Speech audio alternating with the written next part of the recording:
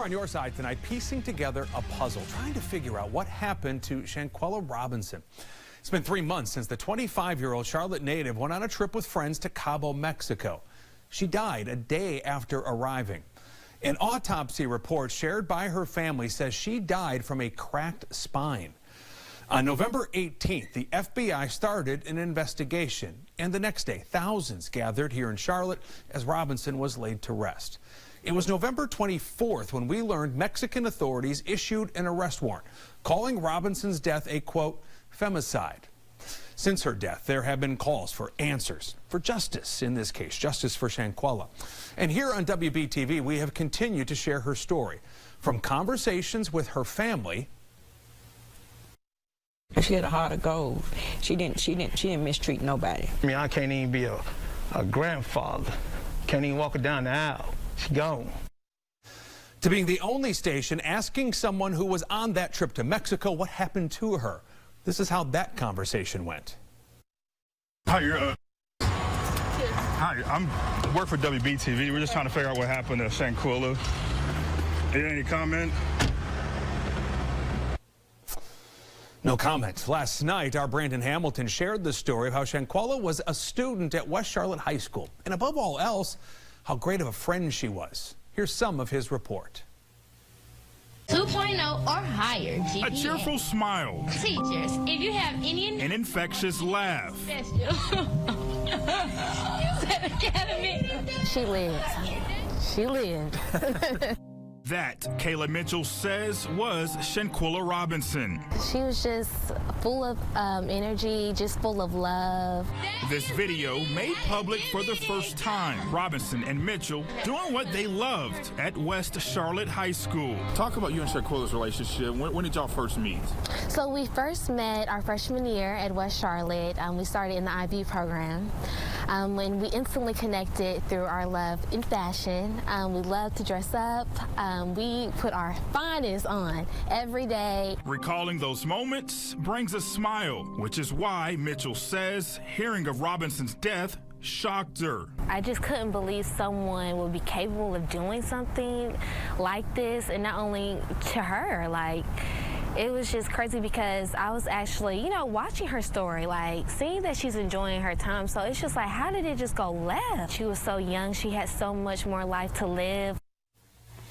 Boy, she sure did. You see it there in the video. It comes to life of her time in high school. Brandon joins us here in studio to talk more about this. You've been following this thing every step of the way, and you've been in contact with Shanquella's family as well. Yeah, Jamie, you always want to be in contact with family just to check on them and see how they're doing. And it's been 3 months, so you got to imagine every day they're just hoping that some answer. The answers come. Now, I did talk to them for this story to just ask them how they're doing and to get a statement. So I did get a statement for this story. I want to read you what the statement says. It has, quote, on behalf of the Robinson and Long family, they want to thank you all for the outpouring of support. It says, in my sister's untimely demise 3 months ago, unfortunately, no one has been arrested and the investigation of this case is still ongoing. Please continue to support and stand with us in solidarity in this journey and fight for justice for Shanquella. Those parents, I just cannot imagine what they're going through on a daily basis. So, as mentioned, no one's been arrested in this case, right? But Mexican authorities have put out an arrest warrant. Where does that stand? So, just a few days ago, the Mexican authorities had a press conference updating us on exactly that. So, they have issued this arrest warrant, but we know that's a different country. Yeah. So, what they're hoping to do now is have this extradition process, which, again, they've reiterated that they have done everything on their side. Now, again, this is Mexican authorities, not the U.S. authorities. So we do know in this process, they've identified one person that they've called a direct assailant. It's one person that they believe is responsible for Shanquella's death. So takes time. Yeah, and it's complicated, as you mentioned, because you're dealing with a couple of different countries.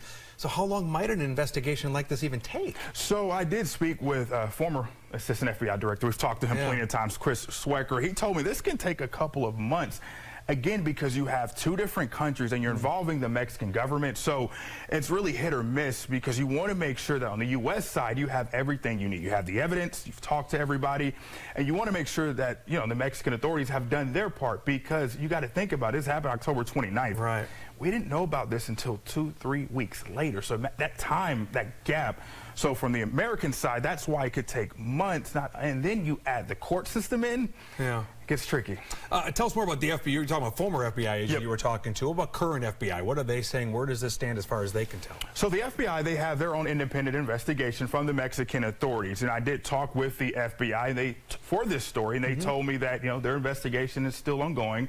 And they also acknowledged for the first time that they're working with the Department of Justice. So that's big. And the FBI spokesperson, Shelley Lynch, she also told me that, they understand that this is difficult for not only Shanquella's family, but the community. And then on top of that, you have all these American agencies involved. Also talked to the State Department, but they directed me to Mexico and Mexican authorities on an update on that. But as far as the FBI, that investigation is still ongoing. They have to get it right. They want to make sure they have the case buttoned up before they move, I imagine. Yep. Brandon Hamilton's done terrific reporting. I know you're going to keep us updated Yes, throughout all of this, and you can find all of his coverage on this case on our website. Just head right